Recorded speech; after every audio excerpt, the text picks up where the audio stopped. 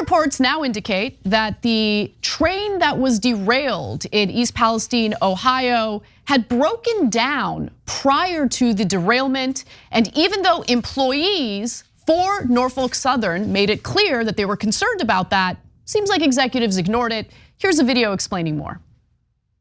Employees working on the train were concerned about what they say was excessive weight and length in the days before it derailed and burst into flames. Fire department reports to the station for a mutual aid fire with East Palestine. According to employees familiar with the matter, the train broke down at least once before derailing on February 3rd. In a statement, Norfolk Southern said the weight was uniform throughout, with features to help reduce mechanical issues, and that a longer and heavier train used to run. So of course, the company is trying to cover their tracks, no pun intended. But the train, which originated from Madison, Illinois on the evening of February 1st, broke down at least once before derailing in East Palestine, Ohio on February 3rd. And that's according to an employee who spoke to CBS News on the condition of anonymity. They don't want to be retaliated against. Now, the employees say there were concerns among those workers on the train over what they believed was the train's excessive length and weight. 151 cars, 9,300 feet long, 18,000 tons before it reached East Palestine, which contributed to both the initial breakdown and also the derailment. And one Norfolk Southern employee who spoke to CBS News said, quote, "We shouldn't be running trains that are 150 car lengths long. There should be some limitations to the weight and the length of the trains. In this case, had the train not been 18,000 tons, it's very likely the effects of the derailment would have been mitigated." We have more comments from other employees, but Cenk, curious what you think. I think the context is important, so I'm gonna read the next graphic. The train derailed is considered to be very long, according to Sarah Feinberg, who served as an administrator for the Federal Railroad Administration from 2015 to 2017. Quote, "When I was a FRA administrator, I was not happy with the lengths of the trains, and they were 80 or 90 cars long," Feinberg said. This train was 50% longer. So, as we've been covering this story, earlier we told you that the trains have been adding more and more cars to one ride, right? And so the reason they're doing that is obvious. If you have two different trains going, you need two different staff. And there's other factors involved, but they all relate to cost. So what they want to do is longer trains, less staff to save costs. Now, do they know that that will leave less time for inspections, less people to inspect, less safety, right? Yeah, they know all that.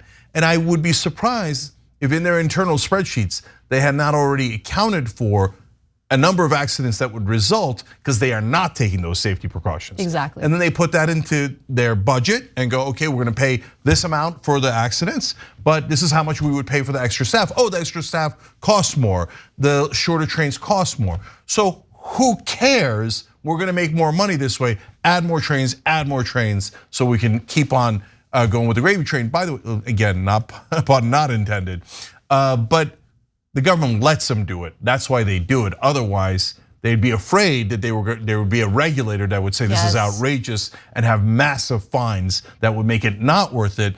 But we know with corporate Democrats and corporate Republicans, they're gonna let them get away with everything. In fact, just yesterday I shared with you guys that Norfolk Southern had announced a $10 billion stock buyback program just last year. So if you're wondering, well, what do they do with all those profits? All they care about is maximizing profits, right? Well, they have a generous dividend program for their shareholders. I talked about that as well. And $10 billion that they could have invested into a better braking system, better safety protocols, the things that would prevent these derailments from happening or mitigate the impact these derailments would have. They don't want to invest in that. That's not going to increase return on investment for their shareholders. So instead, they artificially bolster their stocks with corporate stock buybacks. $10 billion just last year. Yeah, there's no question. And so why does Buttigieg let him get away with it? If you're, again, new to American politics, it's because he thinks serving corporate donors is the right strategy.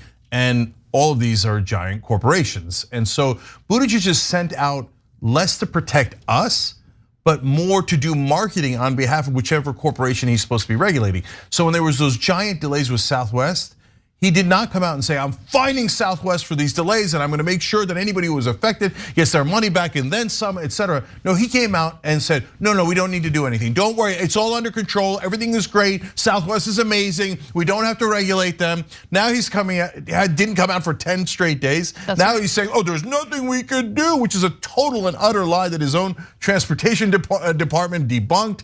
So his job is not to protect you, it's to protect corporations.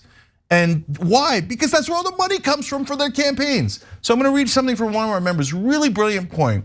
Mickey C, the Silver-Haired Dragon, wrote in.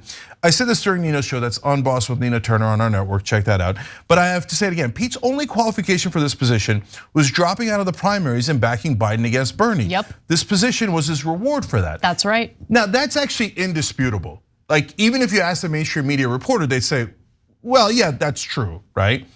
So he has no experience in transportation. He was the mayor of a small town. And a very bad one, by the way. Yeah. Like there's been a ton of marketing and propaganda for Pete Buttigieg because he uses SAT words and loves corporations. That's exactly what the elite love, right? But our own Jonathan Larson did devastating stories about his administration in South Bend. African Americans are livid with him.